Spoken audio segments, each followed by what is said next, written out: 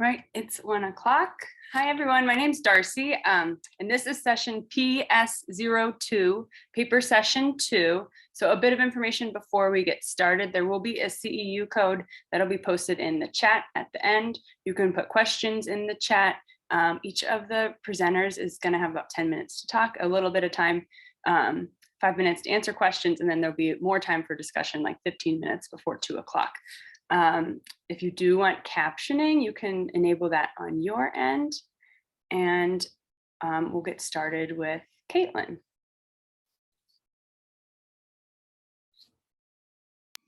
Hi, let me find my screen really quick. Sorry that it went away. I'm gonna share my screen. Okay, can you all see my presentation? Yes. Okay, awesome. Hi, my name's Kaitlin DiGiovine. I'm really excited to be here today and so thankful that all of you are here talking with me. Today we're going to talk about web-based transfer training, evidence for an online approach for wheelchair transfer training. A little bit about myself. I just graduated in December from the University of Pittsburgh with a Bachelor of Science from Health and Rehabilitation Sciences, and I've been working in Pitt's Model Systems on Spinal Cord Injury Lab since 2019. I will be going to the Ohio State University this summer for their Doctorate of Physical Therapy program, and I plan to obtain a PhD one day so I can do research forever and ever. I also included a picture of my dog because I think he's the cutest Panther fan in the world, and I'm definitely not biased about that at all. I have no conflicts of interest to disclose, and then after this session, you will be able to listen and understand at least 2 ways a proper transfer positively influences individuals' body mechanics and quality of life, describe similarities between the transfer training and the Transfer Assessment Instrument Questionnaire, or TIQ, and identify benefits of online direct-to-user transfer training for individuals with spinal cord injury. Oops. Oh, not too far. So first, let's talk about the significance of wheelchair transfers. Individuals who use a wheelchair rank the ability to perform an independent transfer as one of the most important skills that they do to maintain independence. There's also a really long list of important tasks that an individual who uses a wheelchair requires a transfer in order to complete those tasks. Therefore, this skill is a super important skill for an individual to be able to perform independently and without pain. However, because of the great number of skills that require a transfer, and it is a very repetitive skill, and it is also a very high demand skill, which means that if an individual has poor technique or poor body mechanics, it can cause an increased force and increased stress on their upper body. This can lead to an increased risk of injury, such as tendinopathy and overuse injury, and pain, which is not good overall and can prevent them from performing tasks and maintaining an independent life. Transfer training and in-person transfer training has been shown to be very beneficial in improving an individual's transfer quality. However, there's many barriers to in-person transfer training, such as decreased length of time in inpatient rehab, transportation restrictions to access outpatient transfer training, difficulty in applying what you learn in the clinic when the situation's set up perfectly to your home environment where it might be tight space or some other reason as it's difficult to apply the two. And then a scarcity of trained clinicians, especially in rural and underserved communities. And then with COVID-19, a lot of in-person transfer training has been canceled or greatly restricted. So we propose an online transfer training program that can be completed post-rehab or at any point in time, completed at home. You train and practice in your everyday environment, so it's super easy to apply it to your everyday environment. There's no need for a clinician to be present. It's completely direct to user. And since you're at home, COVID policies are not going to affect your ability to complete this transfer training. This training is about 1 hour. It's completely independent and self-paced, which means that it could be plus or minus a little bit depending on how quickly an individual goes through this training. It's 5 sections plus 1 bonus section. And there's several goals of this transfer, such as ability to describe limb pain, improve in transfer technique, describe positive transfers, upper limb stress reduction techniques, and adaptations for more challenging transfers. There are several aspects to this transfer training, but the ones I'm going to focus on are describing the 3 phases of the transfer: wheelchair setup, body setup, and flight and landing. We have things such as videos, words, pictures, active learning opportunities, such as putting steps in order.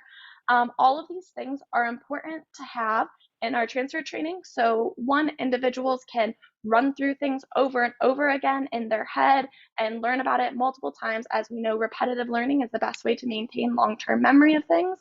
In addition, some people do well visually, some people do well with words.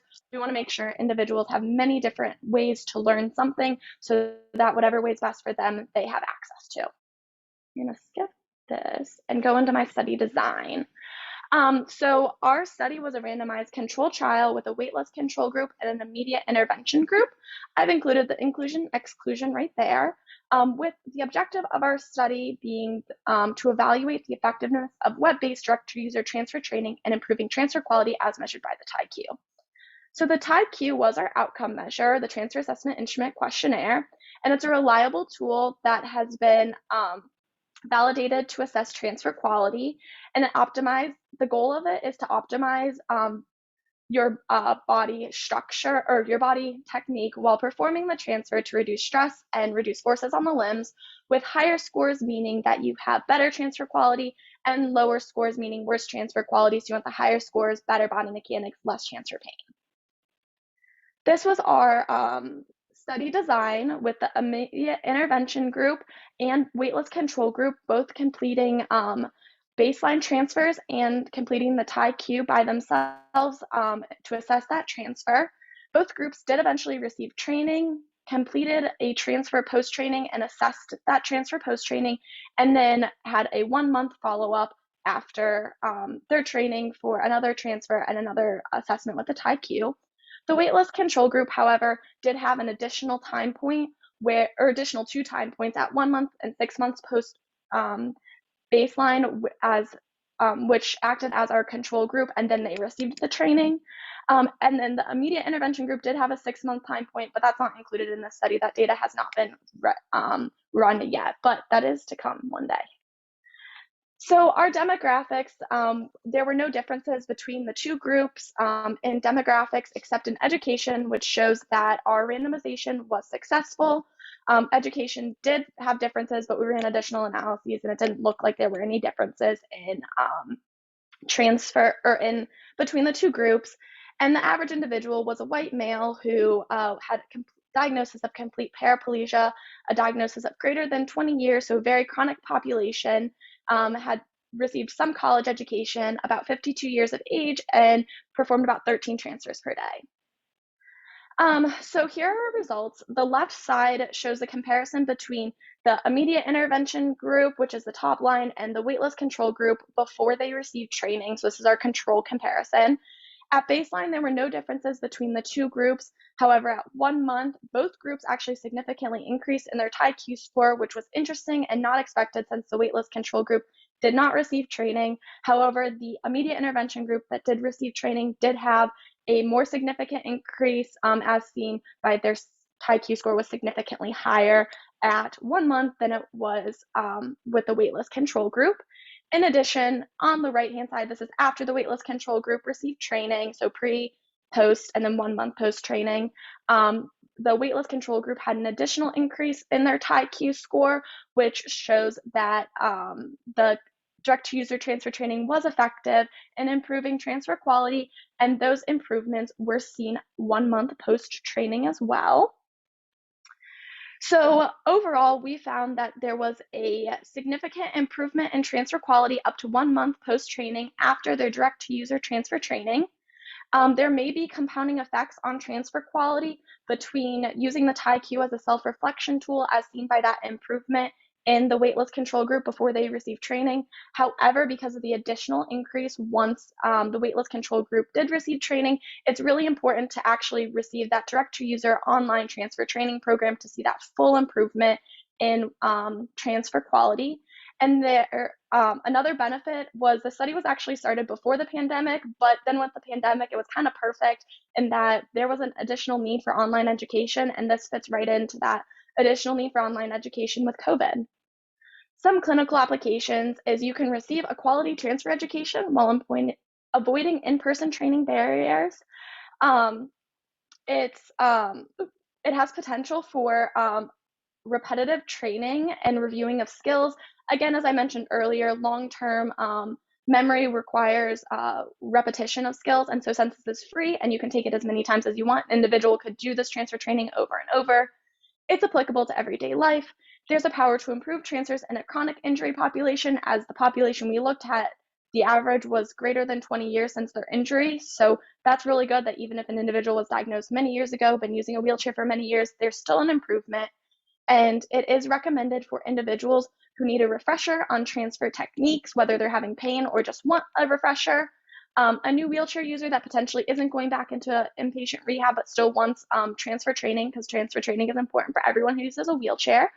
And while this hasn't been validated for clinicians, it's also important. It could potentially be important for clinicians to look at this as a refresher on different aspects of the transfer technique as they're teaching their patients and clients. Here are my references. There are a lot there. If you have questions about my references, shoot me a chat or an email, and I'd be happy to send them on to you, since it is tiny and there's a lot of them. And I want to say a big thank you to my mentors and co-authors, Dr. Stephanie Rigot, Dr. Lynn Worobey, and Dr. Michael Boninger. If you have any interest in accessing the transfer training, I have QR codes and URLs there. And then on the right-hand side, I have my email, LinkedIn, and all of our social media. Thank you so much for listening to me. I had a lot of fun presenting. I hope you had fun listening, and I'd love to answer any questions you have now. Thank you, Kaitlin. Yeah, we have a couple minutes for questions now. If anyone has any, you can enter them in the chat too, and I can read them.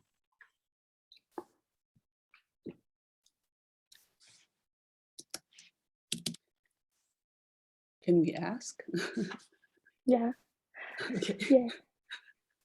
I wondered if you you also are going to plan to do this for parents who transfer their children, or caregivers who transfer someone that has greater needs. Yeah, I think, it's Dr. Ali Coons, I think, is looking at that right now at Hurl. And so she's looking at, I think I can't remember what it's called especially, but it's like the caregiver transfer something. I can't remember the exact name of it, but yes, someone is looking at it. It's not me specifically, but there is someone looking at it for caregivers and stuff, because that's a really big need as well. And this is available online for free, or do we have to, or how does that work? So if somebody got a wheelchair in Kenya and wanted to help them learn to transfer correctly, there's a link for this? Yeah, it's this first link is the transfer training. And I think also if you just Google transfer, like wheelchair transfer training, it should come up, but that first link is it, and it is completely free to use. Any of us could use it. Making this presentation, I swear I was on it like 50 times a day. So there's no limit on how many times you access it. It's completely free. So could you send that link in the chat? Because I can't copy Absolutely. it. Yeah. I suppose I could take a picture of your little who's it. Yeah, I can. Hold on, I don't know why. Let me.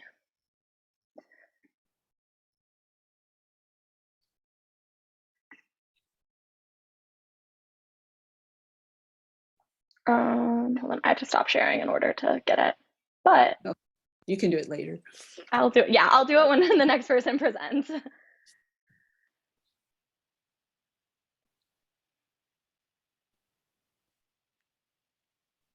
Unless there's any other questions, we can transition to Eliana. Okay, I'm gonna share the screen. Just a minute.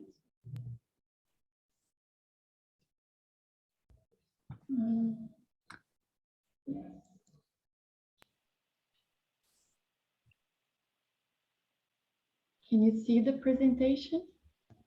Yes. Yes. Mm-hmm. Okay.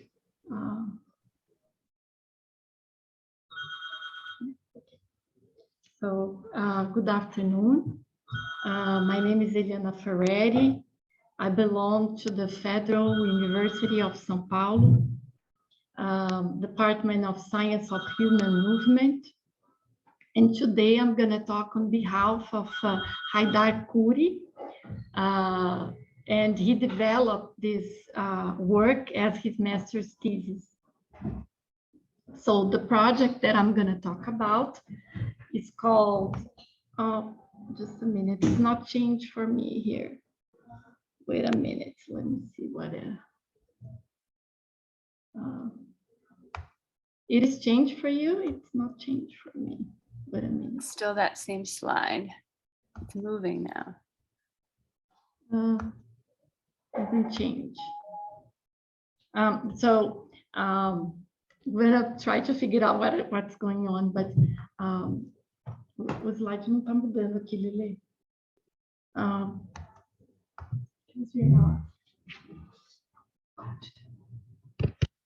Someone suggested trying resharing. Yes, okay.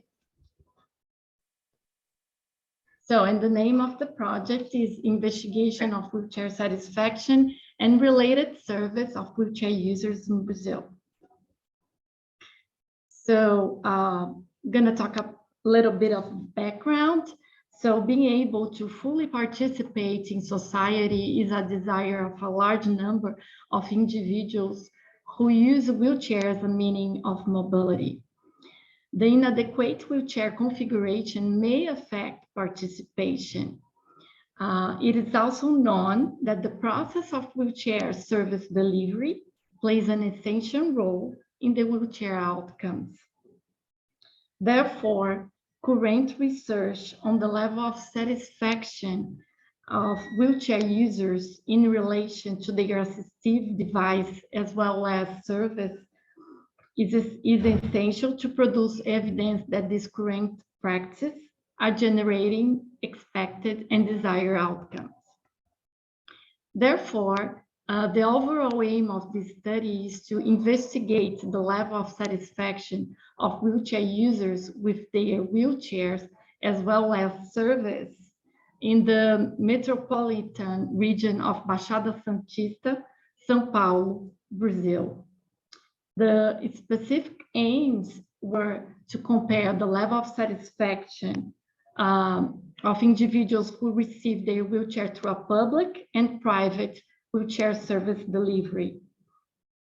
The second specific aim was to compare the level of satisfaction of individuals who use different types of wheelchair as classified by the Brazilian public system.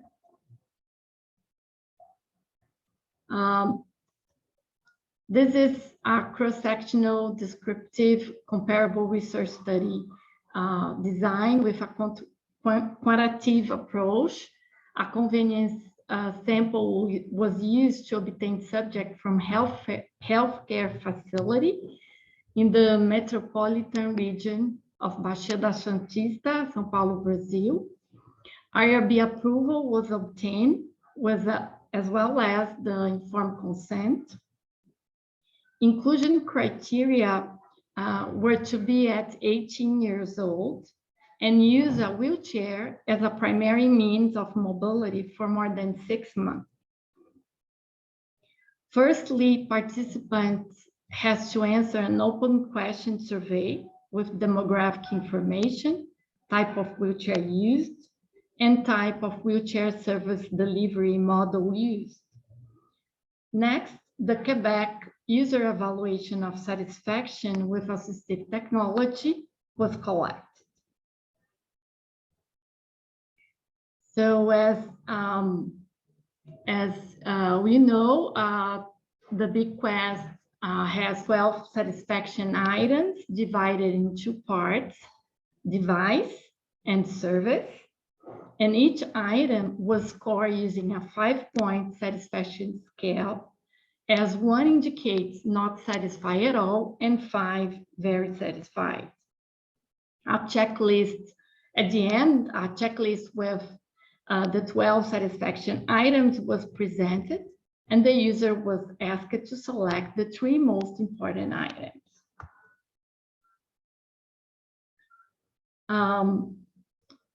This slide shows a little bit of our manual wheelchair classification public system that we have here in Brazil, where the wheelchairs are divided in standards.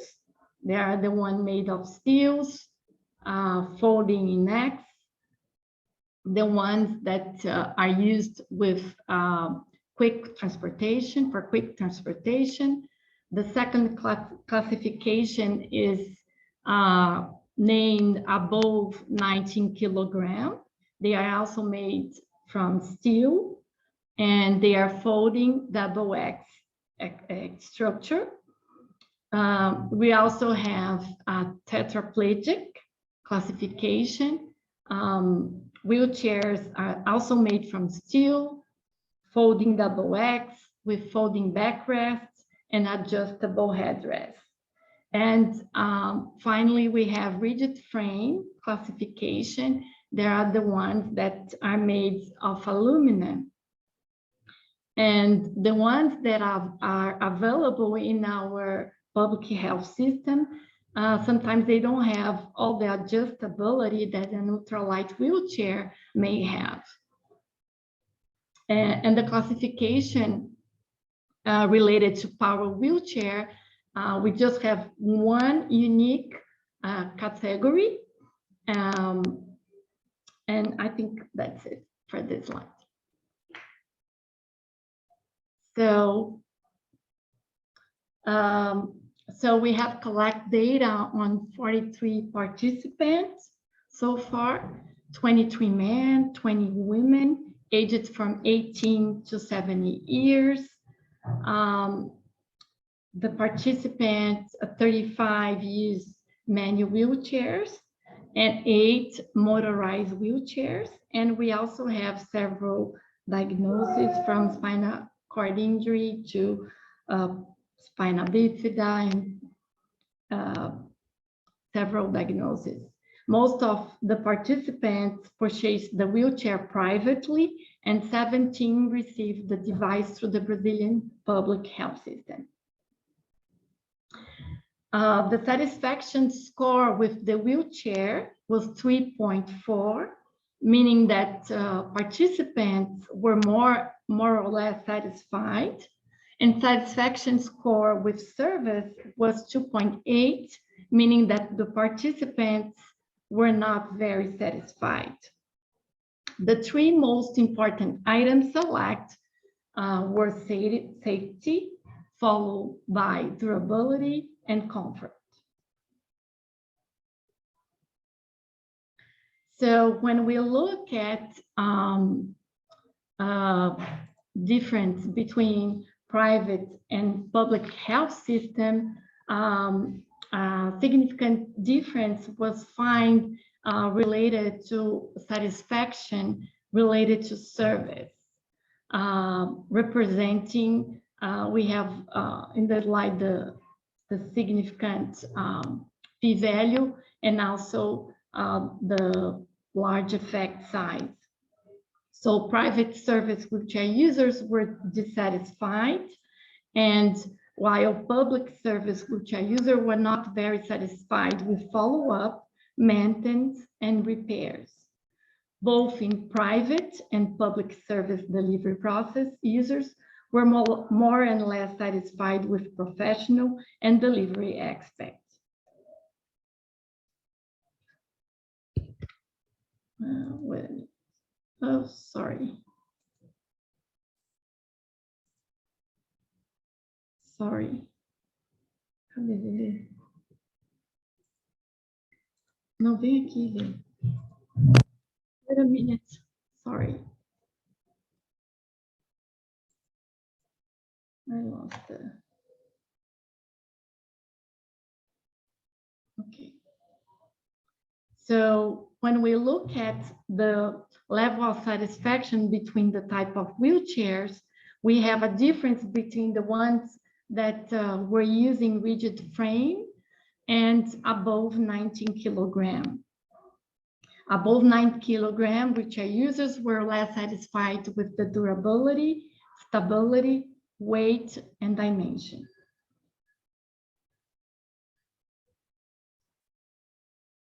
So the overall aim of the overall satisfaction with the wheelchair user characteristic was moderate and service was low.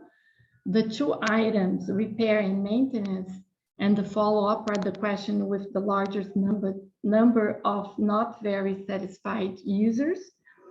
And can conclude that to achieve better practice in Brazil, both technology and the wheelchair service delivery have to be improved. So significant difference was found regarding the level of satisfaction between those individuals who purchase their wheelchair privately compared to the ones that receive their wheelchair through public health system.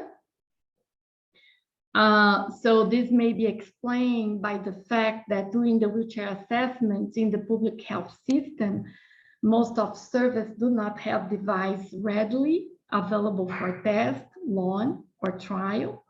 There are limited professional assessment training service to help consumer make informed and accurate decisions, and do not provide clients home, professional, or education environment evaluation. It is also important to mention that availability of basic training and professional development education does not exist in the city of Santos. So all of these may have an influence on the quality of assessment that may directly influence the type of wheelchair prescribed and also service. So when we look at the difference between the difference found between rigid frame and above 19 kilogram,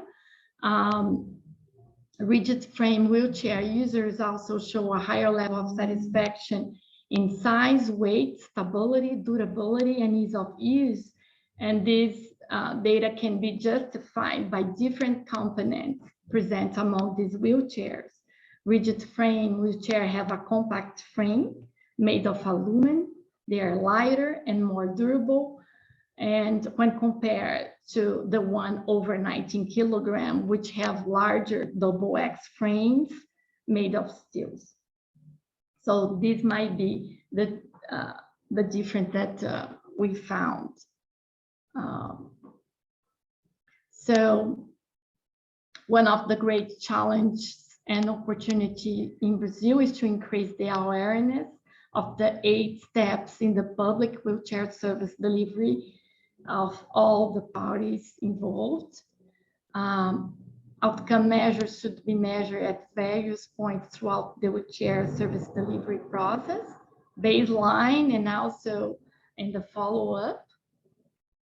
For future studies, a larger sample size should be considered, and investigating not only the levels of satisfaction of the technology, but also the impact of city intervention is also needed. And what we are considering right now is not only collect the quest, but also quality data, interviewing and listening the user, and develop a mixed methods research. So this is what I have so far, and I'd like to thank you, everybody, and thank you very much. Excellent, thank you. We have a couple minutes. If anyone has a question now, you can unmute yourself and ask, or you could send it in the chat and I can read it.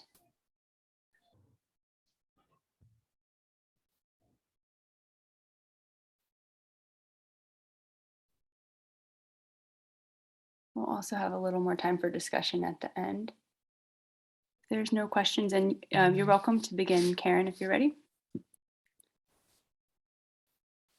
Okay, let me just share my screen.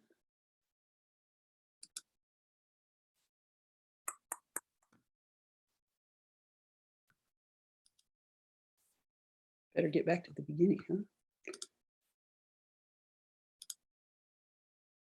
So can you all see my screen now? Okay. Yes.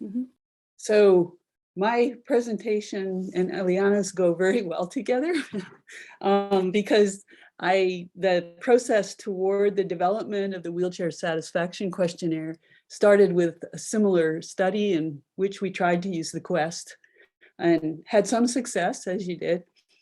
We really wanted to develop a questionnaire that had the granularity or the discriminatory validity to also say specifically what about the wheelchair was problematic. And we were doing studies that looked at groups of wheelchairs of certain types. And just like you saw, there was a difference between different sort of categories of wheelchairs. So I'm going to talk about the translation of the wheelchair satisfaction into Spanish. And so the first, I'm going to say what we translated, why did we translate it, and how did we translate it. So what we translated was one of the tools we developed in a goal to spark change in design. I grew up in Kenya, and I had seen people who had very good intentions provide things they thought would help, but they hadn't listened properly first. And so often many resources were wasted. So I really wanted to know, for these lovely companies that are making wheelchairs for the use in low resource settings or wheelchairs for people, how to give them feedback that would allow them to improve the design. And we realized we needed to develop several tools. One of them, which Eliana has explained really well, how important it is to get the wheelchair users' feedback. We also wanted to know, did the wheelchair roll well? We wanted to know, was the wheelchair professional satisfied with the interface between that wheelchair and its user? Because they have a broader view and a more informed view of what might be available and what might be suitable than the wheelchair users do, who are often just glad to get a wheelchair in some situations, and in other situations might not know what else might be available. And we also wanted to know, was it broken? Could it be maintained? So those are separate. We developed separate and validated separate outcomes tools. And in PS1, which I believe was recorded, the translation of the other three is described. In this one, we're talking about the Wheelchair Satisfaction Questionnaire. We knew that the wheelchair user's satisfaction was of paramount importance, but when we went to collect data in large studies, as Eliana said, you have to have adults who can complete feedback directly, who are able to write and read in whichever language you're using. And many times wheelchair users may not be speaking the same language as the researcher. They may not be verbal. They may have other struggles with wanting to interact with the wheelchair provider in a way that will get them more care and may bias their answers, either negatively or positively. So we encountered all of those things. So it's really important to get the feedback from the wheelchair professionals as well, because you can get whole data sets. Hopefully they're not working for one of the wheelchair companies, so you can get unbiased data, and it gives you a different look at it. But it's also, no matter what, absolutely crucial to get feedback from the wheelchair user. And we have validated it in English. This took us probably quite a while to develop, because we wanted to know, what do we need to ask the user about their wheelchair? And it was a struggle, because you don't want to end up automatically rating people with a good upper body function higher than others. And that's what happened when we tried to use the FMA, Functional Mobility Assessment, which evaluates a wheelchair user's functional mobility. So of course, people with good upper body who can transfer by standing end up with higher scores, because that's what it's about. We tried to use the Quest as well, and we did validate that we did some construct validity with the Quest and the Wheelchair Satisfaction Questionnaire, and had good construct validity. But the Quest doesn't tell you that the thing they're unhappy with is the cushion or the foot plate, or why. Oops. So why am I flipping around? Here's the Wheelchair Satisfaction Questionnaire. This is what it looks like in English. It's available now in Spanish as well. And we had 3 examples of how they would answer because we want to know about specific bits. So we just did the shoe as an example. We're using a visual analog scale with emoticons as anchors because we found that unless we had a shared understanding of the scale, people would make little marks at the bottom or the top. And we tried to use a categorical scale, didn't give us data that we could use for parametric statistical analysis, and the data from a visual analog scale did. So we struggled with statistics and worked with statisticians and finally came up with this. So rate your satisfaction with your left, how your left shoe fits your foot. And the first says the shoe is short and narrow, it hurts my foot. So they gave it a low mark. The next one is another example. Rate your satisfaction with your left shoe. And they said, I have no left shoe, but I need one. And so we say mark way at the bottom if it's for a piece that you need, but you don't have. And rate your satisfaction with your left shoe. And not applicable, I don't have a foot. So we found we had to put in question, descriptions like that so that they could explain why they did not score. When we wanted to rate the parts of the wheelchair, we really struggled with making a level playing field. And first we were naming pieces of a wheelchair. Well, that didn't work. We had to make it user-centric so that, for example, in the first question here, rate your satisfaction with the ports that support your hips, buttocks, and thighs. You could get everything in there from a sling seat to abductors and special cushions and everything, and they can rate their satisfaction with all those parts and explain in the comments. Rate your satisfaction with those parts that support your back, trunk, and head. And here you could get trunk supports and headrests and all these other pieces, or just a simple low back if someone has good upper body.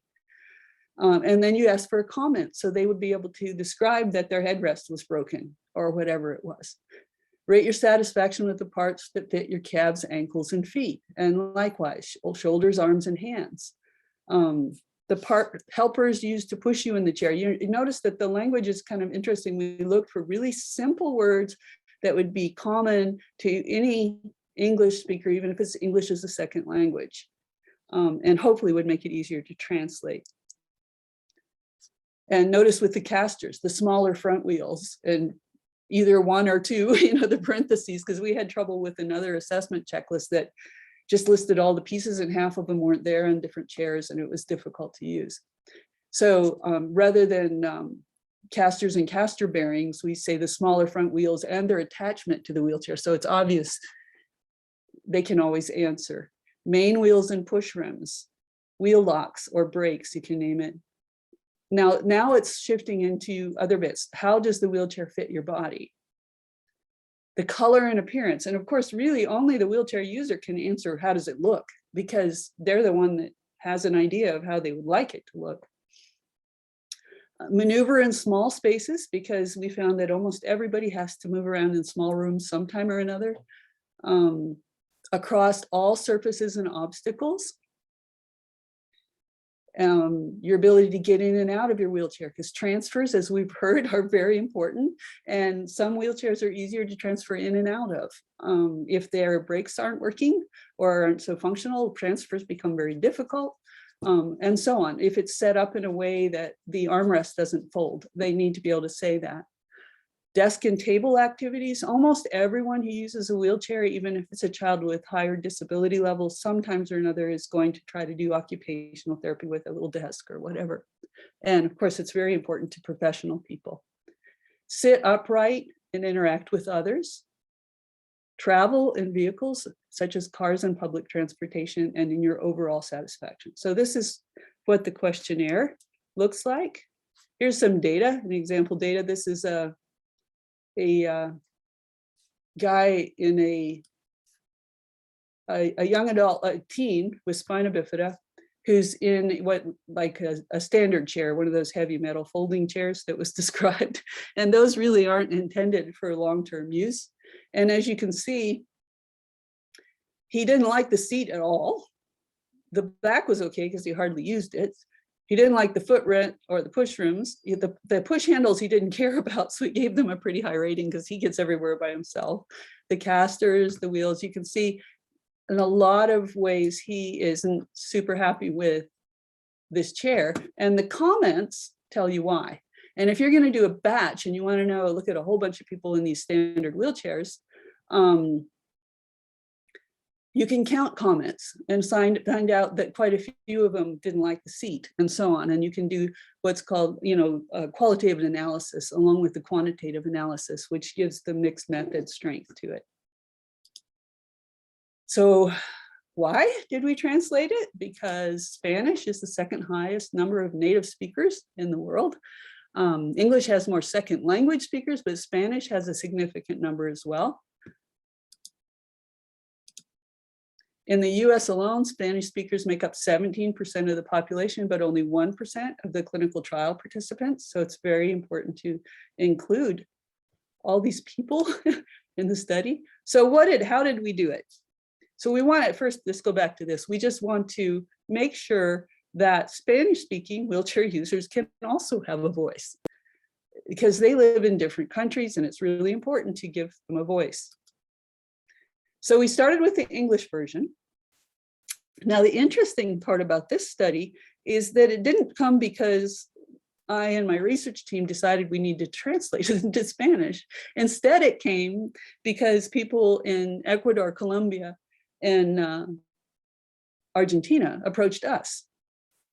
And that meant we didn't know right at the beginning, we weren't experts at translating questionnaires. So we had to really dig and look for guidelines. And one of the sets of guidelines we found that was very similar to the other ones, but was very easy to follow was from the Rome Foundation. There's a link there at the bottom. So you start with 2 independent forward translations. And in this case, there was people in Colombia and Ecuador working on the forward translations independently. Then they get together and make an agreement and talk about the words that are different in different areas. Like the words were not used exactly the same in Colombia and Ecuador, and the Spanish in Spain is different again in different places. It's not exactly the same everywhere in the world, just like English isn't the same everywhere in the world. And there is a clinical mentor working with the team as well, and the original research team. So now we have an agreement on the forward translation. Then a professional translator who had experience in medical translation back translated it without having ever seen the original. So his back translation was compared to the original English translation, and then was looking to see if there was any real difference in meaning. There wasn't. There was difference in the way it was said a little bit, but not in the meaning, which was encouraging. And then you have to have agreement between all the parties again. And approval from the research lead and from the clinical advisors. And then you have a Spanish version. And this Spanish version is up online, but it's actually missing one piece. Whoops, why did it not show me? There it is. It needs to be used in the field, and there needs to be a debriefing. And again, going back, because then the wheelchair users will say what they had trouble with or didn't have trouble with and so on. That was stalled because of COVID, because the people we were working with in Colombia and Ecuador they weren't seeing clients during COVID. And what we're planning is to do this in Guatemala. So we'll get another country in there, which is good. With Beeline wheelchairs. So thank you to Beeline for that. And in the process, I had left Laterno and was no longer leading the study really. And just recently, Dr. Jessica Tesaurus from the University of Oklahoma has taken on these outcomes tools and will be the academic lead for these. So she will be, and her team will be very involved in this study in Guatemala, and are planning to do a study in Kenya in the interim. So it's up on their website. So if you go here, this is the website. And you can see there's Jessica. She's here with us too. Hi, Jess. Anyway, and here are the other tests, but here is the Wheelchair Satisfaction Questionnaire. It's available. Here's the English version. And here's the Spanish version. And if you wonder what letter in A4, it's the size of paper, because that line needs to be 10 centimeters long. And so we had to format it, because most places in the world use A4 paper. In North America, mostly uses letter paper. So here's the Spanish version.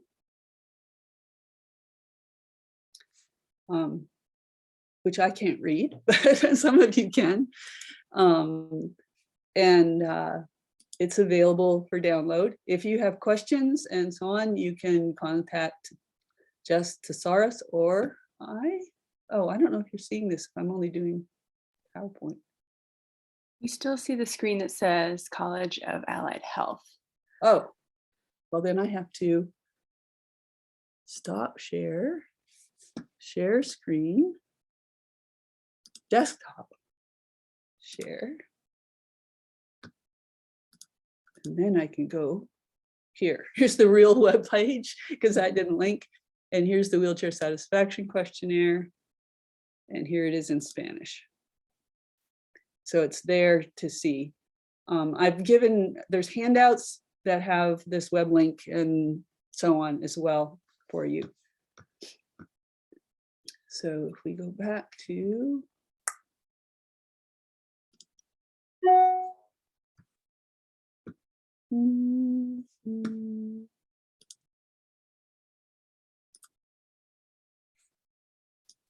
here.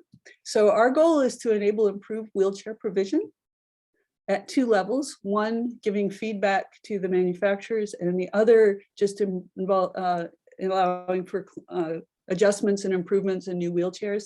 Because this is a validated outcomes tool, I know there's a push in North America and many other places for evidence-based practice, and it can provide validated evidence of a need for a part or a wheelchair for your letter of medical necessity or whatever, as well as just listening to the wheelchair user. You find out different things. Like when we were looking at one wheelchair that we all thought was probably a pretty good wheelchair, one of the comments was on the wheels and pushrooms, the big wheels, pushrooms, they didn't like them and they had a lower score. And we were like, why? And they said, because the pushrooms are too close to the wheels, so I get mud on my hands.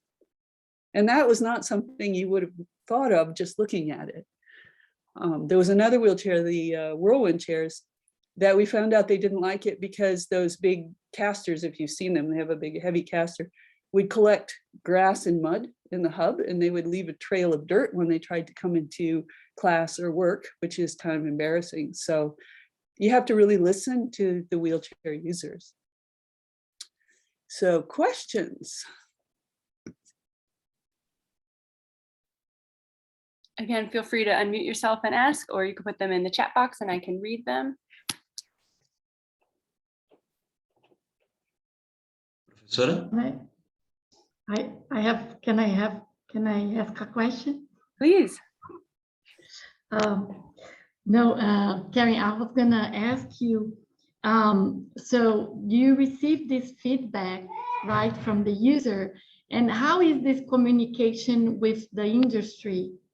So do you have any project that you give them this all information and how they receive? So I'm just curious to know how you do, because this is a very important thing, right? You collect all this data and how this ended up. Well, what I tried to do when I know that a certain type of chair will be in our study is before the study begins, I connect with that wheelchair company and make sure they're interested in receiving the study. I try to invite them to be present. In fact, Jess Tesaris and I are planning a study in Kenya and with Beeline and UCP class Liberty chairs. And we've invited them to come. They know the study's happening. We asked them to send a chair to us, a new one, so we get to see a new one ahead of time. We tell them we want to have a good example. So we have their interest. And then when we crunch the data, it's you saw that bar graph. You can do also that for the whole set of data. So we can share that in the comments with them early on. And then we publish it, and that holds them accountable because it's out there in the whole wide world that can see they have a problem with their footrest or whatever it happens to be. So we found that has sparked change. Now, this particular tool, it's been hard to get big sets of data about certain wheelchair types. For example, in this study we're doing next is going to be PEDS chairs, and this isn't yet validated for the caregivers to complete. And so that's, I think, on the list of something we need to do. But otherwise, unless you can find a population who can speak and write and read in the language being used, it's difficult to get full data sets. At the secondary school, in Kenya. We did that for all the secondary school students at Joytown School for students with special needs. And we did have a big set that was those standard chairs that really shouldn't be long-term use. But of course, there's no one to give feedback to that besides whoever's prescribing them, because there isn't just one outfit. It's not like a motivation chair or whatever. So that's the plan. Jess, do you want to add anything to that? Oh, I think that's a great question, because that's one of the questions that I had. But after seeing, Karen interact with the manufacturers, and then also hearing about one manufacturer that didn't necessarily take the feedback. So I think it's very realistic to see that, you give the manufacturers the feedback, and sometimes they use it and continue to make better chairs, and sometimes they choose not to do that. But I think overall, it sounds like Karen's had great success. Thank you.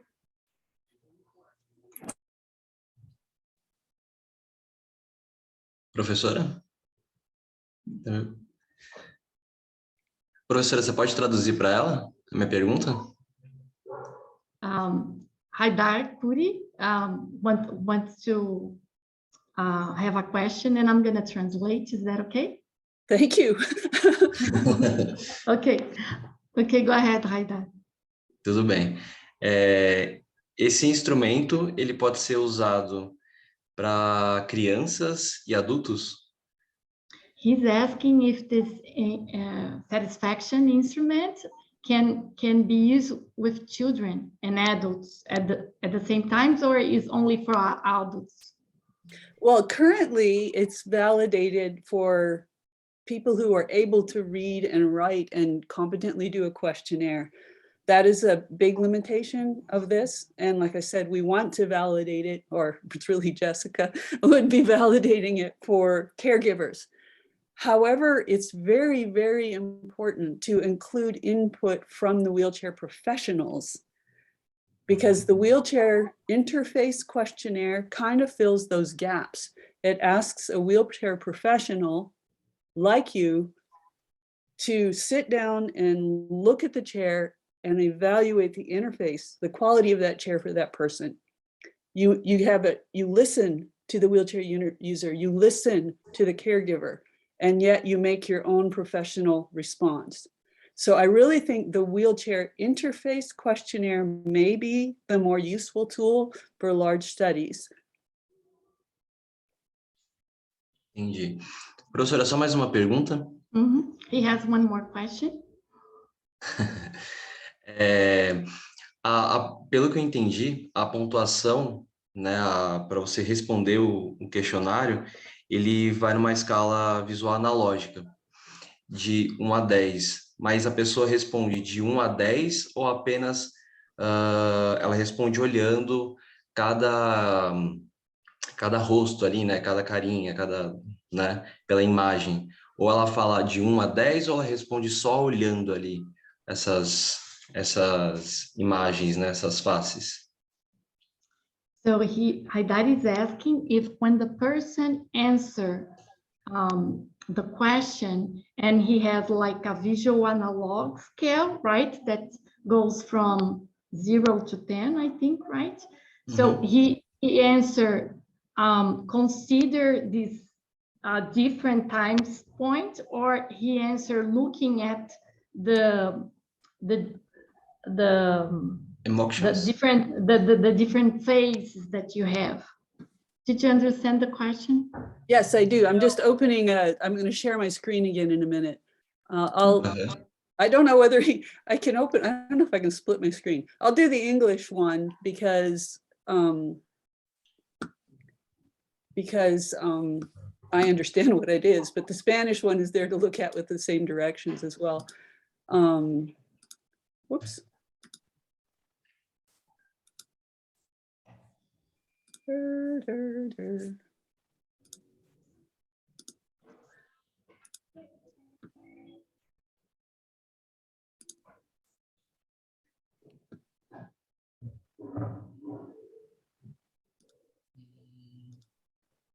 Okay, so here is the header of the questionnaire. and it has a little more directions on it. In this case, of course, your subject is the wheelchair user. Often we say participant, so because we don't want to say client or subject because you might have legal implications. You're doing something to them. This is just getting them a chance to give feedback. And we ask some questions about how they get around and what type of chair they are. And you can change these off. So if you have a specific question of interest that isn't listed up here, you can add it if you want to. And then the instructions say, mark on the line to indicate your satisfaction with that aspect of your wheelchair. Answer the questions by placing a vertical mark on the line. Mark anywhere along the line. And that's important. They're not to circle the emoticons. It's not to become a sort of weird Likert scale that has emoticons instead of numbers.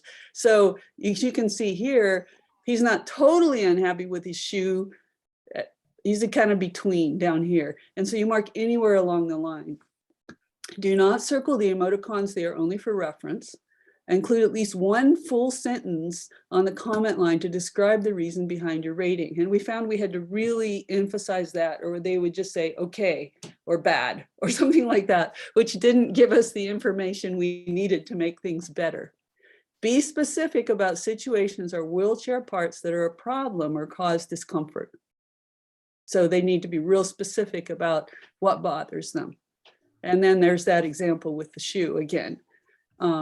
If a question does not apply, do not mark on the line, explain in the comment why it did not apply, where he doesn't have a foot. But if he wants a shoe and doesn't have it, then you mark it low. So if you would like a headrest and you don't have it, when you answer the question to do with back, trunk, and head, you might say, well, it's sort of okay, you mark it here, and then say, it's sort of okay, but I would like a headrest.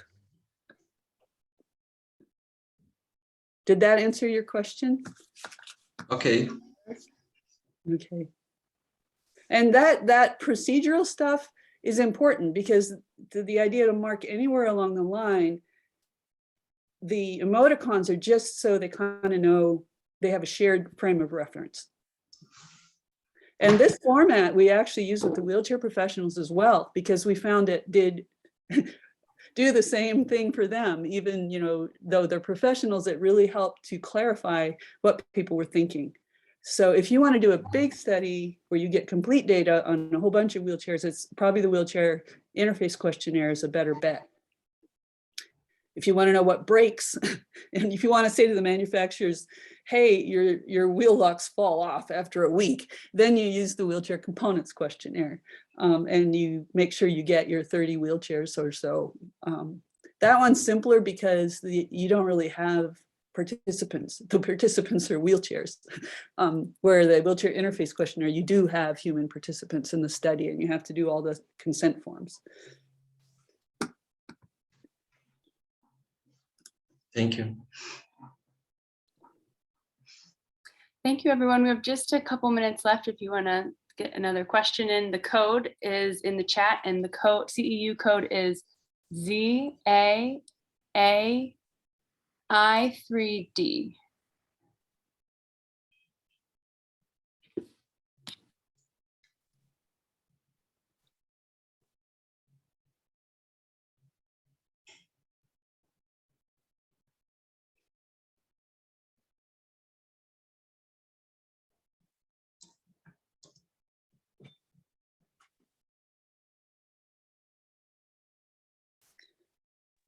I have a question for Eliana. Are you still thinking about getting this translated into Portuguese too? Yes, yes. We are doing the IRB University. That with the COVID, it's taking longer than I thought. But yes, we're gonna do. So Jessica, say hi to Eliana because she'll be working with you there.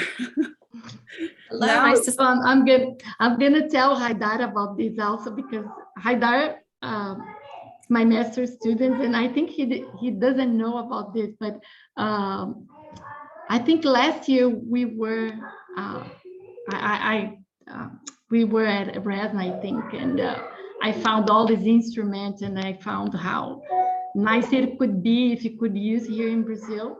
So I enter in contact with Karen and start. So I have the project wrote down, and we're gonna and right now it's in IRB,